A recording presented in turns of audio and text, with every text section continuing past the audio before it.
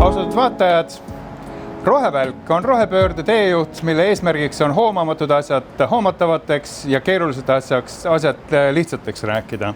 Rohevälk teeb seda, võttes rohepöörde pulkadeks ja arutades neid pulki senikaua, kuni lihtinimesel on aru saada, miks ja milleks. Täna on rohevälgu avalöök, ametlik avalöök, mis tähendab seda, et üsna loogiliselt me arutleme rohepöörde kui sellise olemusele üle.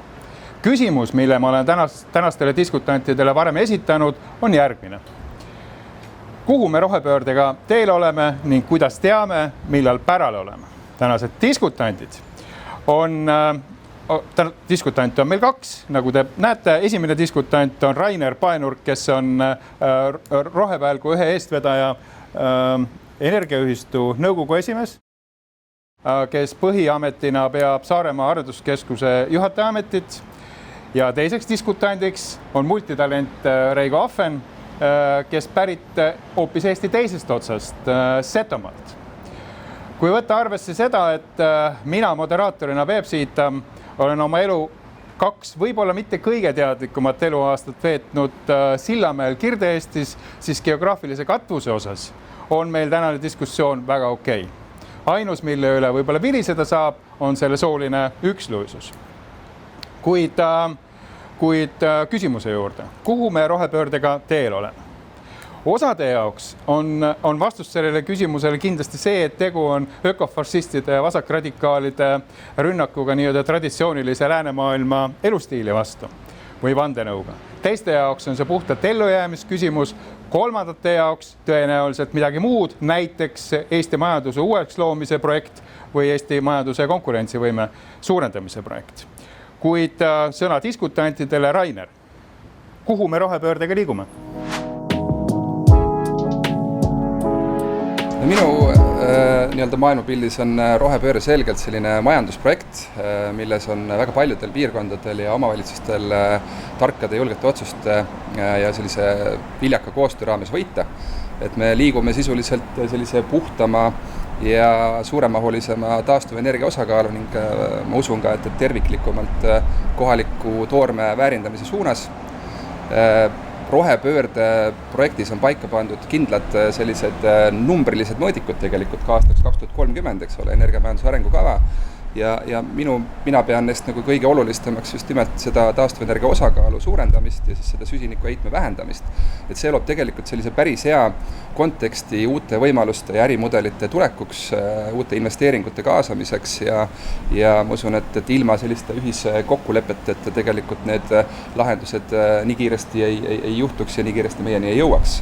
Et siin võib nii-öelda regionaalpoliitikast natuke rääkida, et sisuliselt kõik sihtkohad peale Tartu ja Tallinna, eks ole, on sellise hääbuva rahvastikuga ja vananevad kohad, mis tähendab omakorda ka seda, et igasuguseid nii-öelda avalikke teenuseid ja selliseid toetusmehhanisme ja sellist supporti jääb sinna vähemaks, eks ole. Ega neil väga palju seal muud teha ei ole, kui mõelda sellele, mida neil olemas on, mida nad võimendada saaksid, et nad enda konkurentsivõimet võiksid kasvatada. Ja ma arvan just, et see rohepöörde kontekst annab neile päris palju selliseid lisavõimalusi. Et siin on hästi palju vaja tegeleda kohalike omavalitsuste selliste arusaamade kujundamisega ja just nimelt, et nad leiaksid ja tunneksid ära ja tajuksid neid võimalusi ja julgeksid neisse tegelikult panustada. Rohepööret saab tegelikult teha mitut moodi, seda saab teha ka paberis ja Excelis, eks ole, et väga lihtne on osta mõnel tootmisüksusel nii-öelda lepinguga roheenergiat, aga tegelikult hästi oluline on see, et kus see roheenergia pärit on.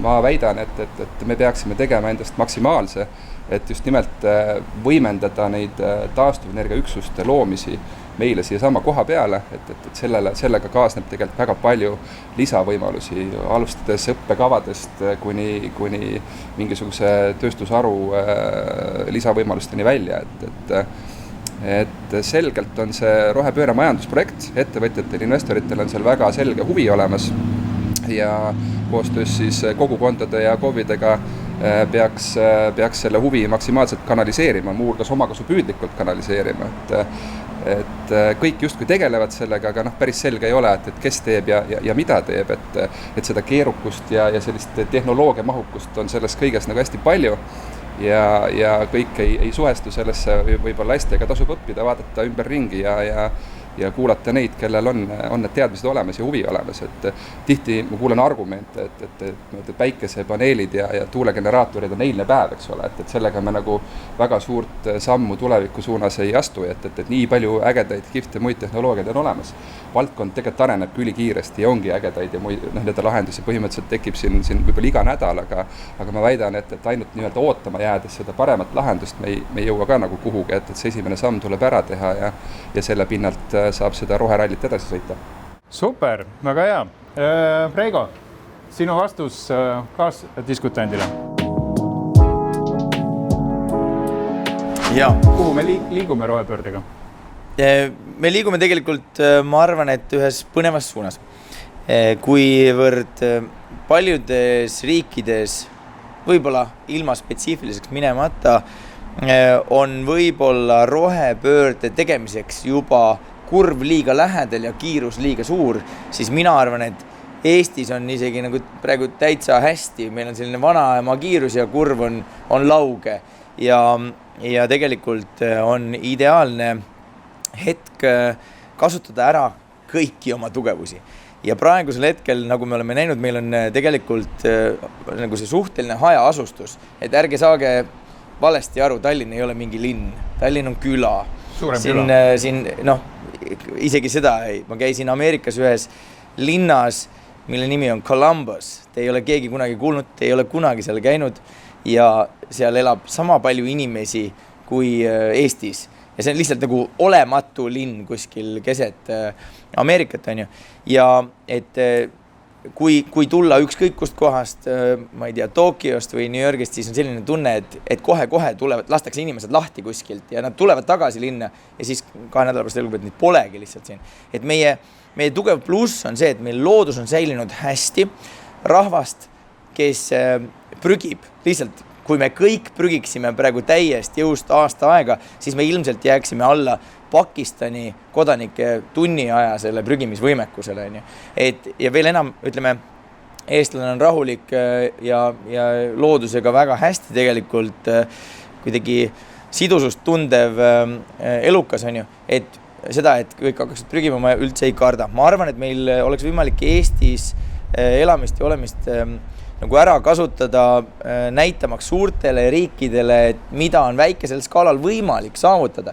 Et nagu me teame, kõik on ammu juba mõelnud selle vandenõuteooria peale, et huvitav, et miks siin asjad nii kiiresti arenevad ja see on väga lihtne. Me oleme nagu labor ja me oleme laborihiired, on ju, et mitte Douglas Adamsiga palun seostada, vaid ütleme, me oleme lihtsalt selline väikene koht, kus on võimalik katsetada, mis toimib ja mis ei toimi, et seda skaleerida. Nüüd me võiksime tegelikult olla see positiivne näide maailma jaoks, kuidas üksik isiku tasandil mõttemaailma muutes on võimalik saavutada riiklik eesmärk. Nii tüütult ja nõmedalt, kui see ka ei kõla, aga tõesti, meil on vaja mõõdetavaid arvandmeid, sest selle pealt tehakse otsuseid. Toon sellise näite, et kui arvatakse, et Eesti, või ütleme, et üksik inimese otsustest ei sõltu tegelikult midagi, vaadake, mis on ju kuskil New Delhis toimub, siis mina väidan täpselt vastupidist. Planeerin praegu maal elamiseks ühte sellist oma isikest personaalset rohepööret, on ju, sorteerin prügi, on ju, siis nagu toimetan kompostiga, on ju, jälgin oma tarbimist, aga ühtlasi planeerin Roofit Solari monokristallkatuse lahendust selliselt, et olles läbi arvutanud, et 1 kuuri katuse kulu on võimalik 25 aastaga tagasi teenida seoses nende katusepaneelidega, aga selle 25 aastat saan ma terve maja pidamise elektri ise toodetud ja kui ma seal ei ole, saan ma maal kasvatada kartulit ja saan kasutada linnas kasutamiseks elektrit. Kujutage ette, et see rohepööre on pugenud mulle naha alla nii palju, et ma olen läinud sellega nii kaugele, olles hipi ja muusik, on ju, tegeledes hoopis teiste asjadega, et ma mõtlen nendes kategooriates ja teil on õigus. See podcast ongi oluline sellepärast, et tegelikult kui me nendest aerudest kõik haarame, siis me saame seda paati mitte ainult nagu tüürida, vaid me saame sellele ise ikkagi hoo sisse anda ja nagu eriti hästi on see, et see ei ole nagu mingi tanker, mis siis, kui välja sureb, siis käivita 2 nädalat, on ju, vaid Eesti on nagu selline 3-ne kanuu, et kui on piisavalt nutikaid ja pühendunud aerutajaid, siis selle kanuuga teeb palju head. Super. Nüüd on see koht, kus ma peaksin teie juttu miskit moodi kokku võtma, mingid järeldused tegema, aga ma jätan selle osa vahele, sest tegelikult te võtsite selle oma sõnumi, omas jutus nagu väga hästi kokku ja ma natuke lihtsalt peegeldan seda, kuidas mina sellest nagu aru sain. Majandusprojekt eelkõige läbi siis nii-öelda energeetika küsimuse lahendamise, aga ennekõike nii-öelda läbi regioonide, Eesti erinevate regioonide inimeste kaasamise, kohalike omavalitsuste kaasamise, ehk siis tegelikult selle kohaliku elu, Eesti igas paigas elu, elamisväärseks elamise või elamisväärsena säilitamise projekt on rohepööre sinu jutust. Kas ma peegeldasin õieti või on see täiesti kõverpeegel?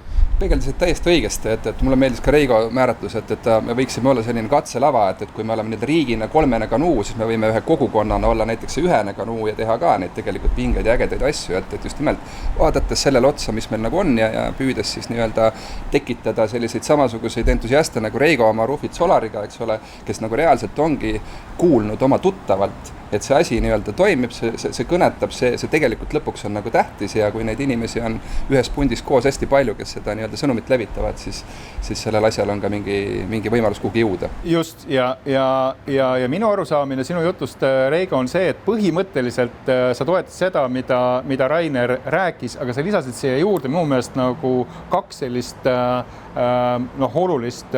olulist asja. Esiteks see, et jube ja ütlus, et kurv lähedal, kiirus suur. Meil ei ole kiirus suur ja kurv ei ole võib-olla ka nii järsk kui suurriikidel ja me nii-öelda väikeriigina, väikse ühiskonnana suudame näidata eeskuju sellest, kuidas reaalselt asju korraldada.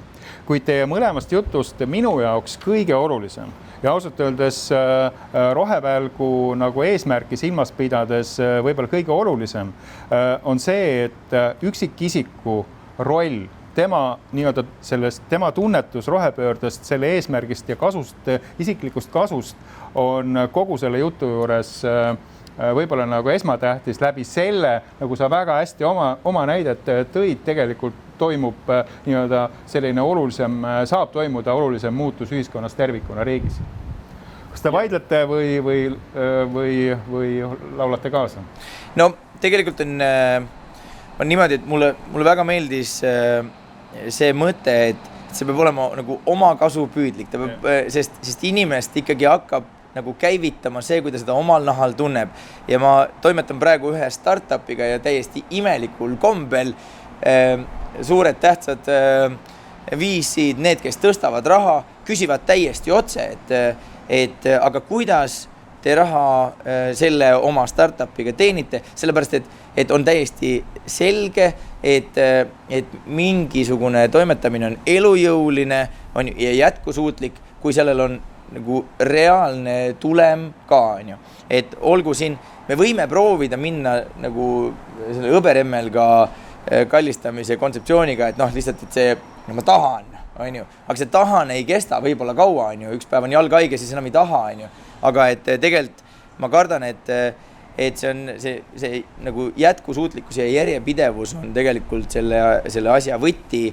Isiklik kasu tegelikult ei ole paha selles kontekstis. Ei ole üldse. Just see peamine vedav jõud. Ja täpselt, et mul tegelikult lihtsalt tahtsin nagu täiendada, ilma nagu liiga palju nagu brändimata, on ju, et Rainer nagu mainis, et ma olen nagu tuttavatelt kuulnud, tegelikult on see on hästi lihtne süsteem, see on läbi arvutatud nagu arhitektide ja ka finantsistide poolt, kes nagu tõesti joonivad mulle alla selle, kuidas see mulle kasulik on ja kui nüüd selle käigus, et see on mulle kasulik ja ta on roheline, nagu moodustab sellise nagu püha kolmainsuse, on ju, et ta on nagu nagu ligipääsetav muudatus. Mul ei ole sellest kasu, kui öeldakse, et ole roheline, aga see on 700 000 eurot ja siis sa oled hästi roheline. Et ta ei saa olla, ta peab olema mulle nagu, mul naine ei saa öelda, et mulle tahaks Pariisi minna, aga praegu ei taha reisida, et ehita Eiffeli torn, aga ehita natuke suurem lihtsalt. On ju, et sellest ei ole kasu, et minu armastus on küll kõrgem kui Eiffeli torn, aga ma lihtsalt ei suuda praegu seda ehitada, on ju. Et peab olema ka jõukohased plaanid ja jõukohased eesmärgid, on ju. Et ja nüüd natukene võib see olla vähem agro kui lihtsalt see, et teen taaskasutatud materjalidest on ju kompostikasti. Eiffeli torni. Seda ka, on ju. Seda oleks lõbus vaadata, klikke TikTokist tuleb kõvasti. Aga et mõte on, mulle väga meeldib, ma vabandan, ma tsiteerin startup maailma, aga seal on mõned asjad on päris hästi nagu kristalliseerunud. On see, et kui sa tahad saavutada suuri eesmärke, peavad olema ambitsioonikad plaanid. Et see on lihtsalt eeldus, on ju, okei, see ei ole, on ju. See ei ole eesmärk, see ei ole eeldus, see on ju tegelikult eesmärk, sul peavad olema ambitsioonikad plaanid. Jah, ja mulle tundub, et see rohevälk ja rohepööre tegelikult päris hästi defineerib nagu selle skaala ja lihtsalt laste hirmutamisest, et kohe varsti pole ühtegi kilpkonna enam maailmas, on ju. Et see on kindlasti on väga reljeefne, aga kas see on nagu vajalik ja konstruktiivne. Tegelikult kiirus ei ole liiga suur ja kurv ei ole liiga järsk. Ja, aga ma räägin igaks juhuks korraks üle, et see on Eesti kontekstis. Ja, see on Eesti kontekstis. Meie saame näidata, et kuidas nii-öelda mõõdukalt pidurdades kurvi edukalt läbida väikeriigina. Ja valides nutikalt oma sellise joone, on ju. Et mulle väga meeldib see Single Earth algatus, ma ei tea, kas te teate seda? On ju, on ju, et see on tõesti erakordselt hea näide, kuidas me oma tugevusi alla joonime, et me tõesti ükskõik kui väga me ka ei taha, me võime täiesti just oma 3 pead kokku lüüa, aga häid mõtted sellest ei tule, et kuidas hoida nagu mingid polaarjääd, on ju, me lihtsalt, me ei saa. Eestis me seda mõjutada ei saa, on ju. Mida me saame teha on, et kuidas inimene suhtub oma nagu taastuvasse teda ümbritsevasse keskkonda ja seda mõjutada saab. Kuule, aga Reigo, mul on see küsimus, millal me kohal oleme? Ehk et sa defineerisid enda jaoks rohepöörde minu meelest nagu väga hästi ja igal juhul ma vaatan tagantjärgi seda nii-öelda korduses, et mida ja kuidas sa hästi ütlesid. Aga millal me kohal oleme? Mul on teile üks mõistukõne. Mul on üks sõber, kuulus kunagine kidramees, aga nüüd ikkagi Euroopa tasandil muusika ja üleüldse nagu autoriõiguste spetsialist Virgo Sillamaa, kes kunagi lõbustas ennast ja teisi sellega, et ta õpetas kitarri lastele. See oli üks väga teravmeelne poiss, tuli esimesse tundi, kitarr oli kaasas, õppis kõik salala, siis läks ära, päris õnnelik. Tuli teine kord, jälle mängis kõik ka päris õnnelik, aga nagu mingi väike noot oli juures, mingi kvintessents. Ja 3. kord tuli veel ja siis oli koorunud nagu generaalküsimus. Virgo, ütle mulle, millal ma kitarri selgeks saan? Ja Virgo ütles ainukese loogilise asja. Mitte kunagi. Ja see oli viimane kord, kui seda poissi nägi. Et ära küsi seda küsimust. Sellepärast, et me ei tohigi kohale jõuda. Kohale me jõuame endast sõltumatult, kui me midagi ei tee. Siis me saame väga täpselt aru, millal me oleme kohal. Siis, kui me tõmbame selle viimase nagu sõõmu seda roiskund õhku, on ju. Et siis me oleme kohal ja seda saab mõõta. Et minu unistus on, et me ei jõua kunagi nagu sellisele kohale, kus me saame aru, et nüüd on kõik. Aga Rainer, kas me jõuame kohale või me ei jõua kohale, kas me peaksime lootma, et me jõuame kohale või mitte? Ja kui me tahame mõõta seda, et me kuidas kohale jõuame, siis kuidas seda mõõta? Jah, see kohale jõudmise protsessi, ma arvan, üheks võtmeteguriks on just nimelt nende kogukondade ühendamine, et üks tavaline lihtne inimene saaks kogu selles rohepöörde protsessis tegelikult ise kaasa rääkida, ise selles osaleda. Just nimelt need energiaühistud, ma olen täiesti veendunud, on siinkohal ka olulise tähtsusega. Meil on vaja põhimõtteliselt ühiskondlikku tellimust sellele on nii-öelda kohalikud otsustajad poliittasandil valmis ka nii-öelda siis järele andma, et kui seda nii-öelda ühiskondlikku tellimust või seda koondtellimust ei tule või ei teki, eks ole, siis on väga lihtne ajada igasuguseid nii-öelda sõrgu vastu, et see asi on võib-olla nii-öelda häma ja ei ole võib-olla oluline. Aga Saaremaa kontekstis meeldib mulle mõelda, olen suur Saaremaa fänn, Reigo seal Setomaa pool, eks ole, aga ma arvan, et Saaremaale on see kohale jõudnud siis, kui meil on meie ranniku vetesse planeeritud tuulepargid, mis on ühendatud siis Saaremaal paiknevatesse salajaamadesse, neid teenindatakse Saaremaa sadamatest ja Saaremaal ehitatud laevadega ja Saaremaal väljaõpetatud personali poolt. Mina arvan, et siis võiks olla see rohepööre vähemalt mingis kontekstis kohal. Just, mulle meeldivad insener, ma olen insener. Selge, mul on sulle üks insener. Oota, ma ütlen, kuidas ma sellest insenerina aru saan. Mulle väga meeldivad mõõdetavad tulemused ja nende nii-öelda saavutamise mõõtmine, kuid sina sellega ei piirdu. See on sinu maailmakäsitlus on see, et see on üks etapp sinu nii-öelda isikliku rahulolu saavutamisel ja sinulgi tekivad tõenäoliselt nii-öelda selle eesmärgi saavutamisel kuidas ma ütlen, siis uued eesmärgid, uued ootused. Nii et, aga ma püüdsin te mõlema jutust selle mõõdiku on väga paha sõna, aga ütleme, et kuidas me teame, et me kohal oleme, see on mõlema jutust ikkagi üksikisiku läbi kogukonna ühendamine ja selle kogukonna heaolu, nii-öelda isiklik tunnetus, kuidas ta tunnetab oma heaolu, see on nagu selle kuidas ma ütlen, rohepöörde seal nagu kõige õigem, võib-olla mitte kõige mõõdetavam, aga kõige õigem mõõdik. Sa tahtsid midagi lisada? Oi, palju tuleb mõtteid, aga ma tahtsin lihtsalt öelda, et minu arvates on, kui nüüd oleks selline emotsiooninupp selles, üleüldse selles kogu, ma ei tea, võtame selle metsavaidluse näite või väitluse näite on ju, või kodusõja näite, aga et kui saaks emotsiooninnuppu nii palju maha keerata, et kaks erinevat poolt üldse mahuvad ühe laua taha, siis me oleks mõnes mõttes väga hästi palju paremini päral, et kui me nagu ühiskonna liikmetena saame aru, et meie oleme tegelikult on ju parlamendi, Riigikogu ja valitsuse tööandjad. Nemad töötavad meie jaoks. Ja nüüd, kuidas inimene käitub oma töötajatega, on ju, siis ta on ju alati viisakas.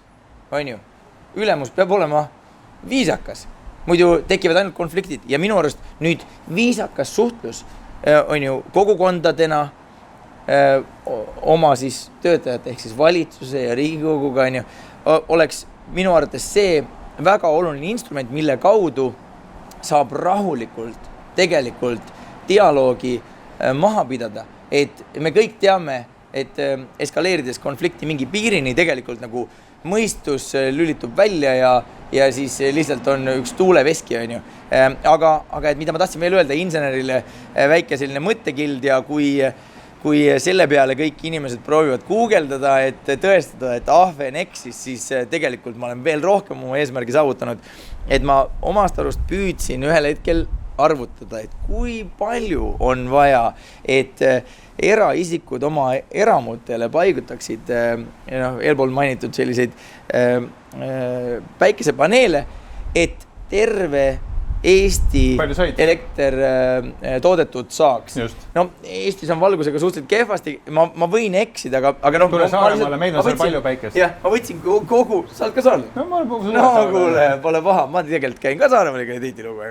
Nii, aga et tegelikult see oli kuidagi umbes selliselt, et kui me tööstuse välja jätame, siis piisab sellest, kui ma ei tea 40% katustest, siis umbes nagu, aga see on hüpoteetiline, aga tegelikult kui isegi Eesti oludes on see võimalik, siis mida lähemale ekvaatorile, ainult tuld.